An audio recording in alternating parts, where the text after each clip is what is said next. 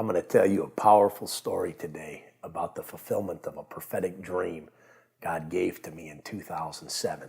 But before I do that, I want to lay a scriptural foundation for God speaking to his people through dreams.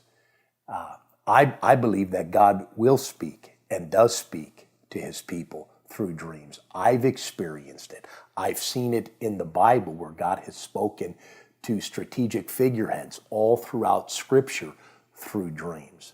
However, I don't believe that God speaking to us through dreams is the common way or the most frequent way of God speaking to us.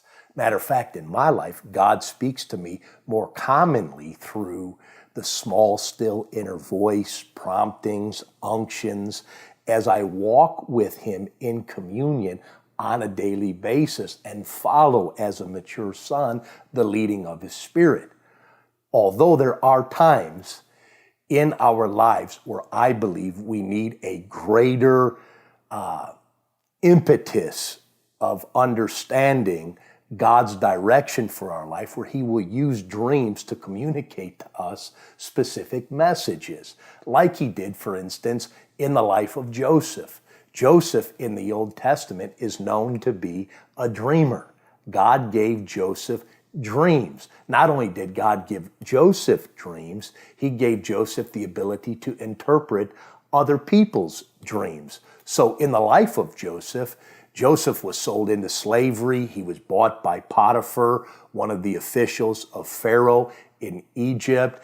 And at one point, while being in Egypt, Pharaoh had a dream, and Joseph interpreted that dream. But my point is, God gave Joseph dreams, and God gave this specific Pharaoh dreams. And through that dream, communicated a message that contained a strategy for all of the nations that were in existence at that time.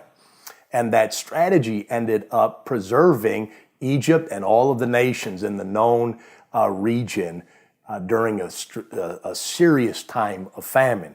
Again, the point is, God spoke to Joseph and others through dreams, just like he has spoken to me through dreams. One particular dream that I remember because it was so vivid came to me in 2007.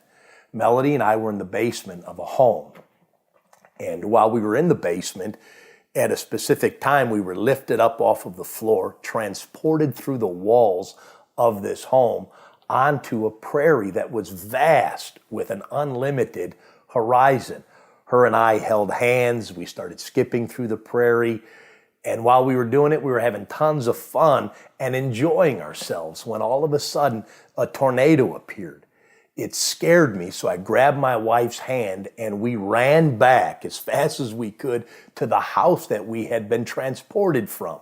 And we went back into the house the same way. We were transported through the wall and then brought right back down into the basement. The tornado followed us and it sat right upon the house and completely destroyed the structure. But the whole while, Melody and I were preserved in the foundations. Now, God spoke to us many things through that dream.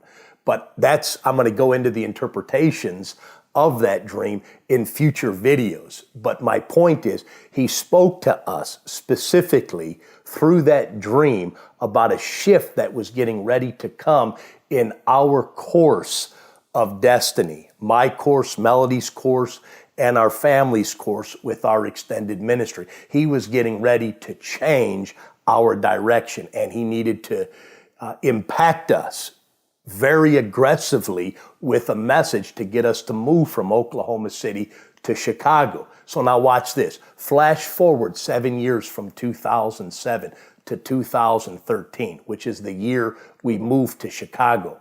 God brings us into a home in Chicagoland that is strategically positioned on a street called Prairie. Isn't that amazing? He moves us 7 years later after giving us this dream of us skipping on a prairie into a home in 2013, positioned on a street called Prairie. How can you argue with the idea that God can speak to his people through dreams based upon that experience and what I've just shared with you in the scriptures? The point is, you can't. God does speak to his people through dreams. He did it in the scriptures, and he does it today. Matter of fact, I sense in my spirit now, many of you that are watching have had very vivid dreams where God has been trying to communicate to you a profound message that will impact the course of his destiny for your life.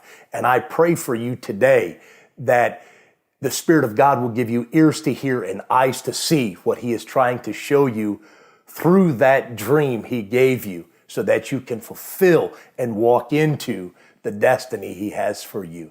You be blessed. You have a great day. And remember, if you've not yet subscribed to my YouTube channel, do so right now. You can also follow me on Twitter, Facebook, and LinkedIn at Aaron Heeg 09. We also have a Facebook page for our ministry called Pure Heart Fellowship, Inc., and that's at Facebook.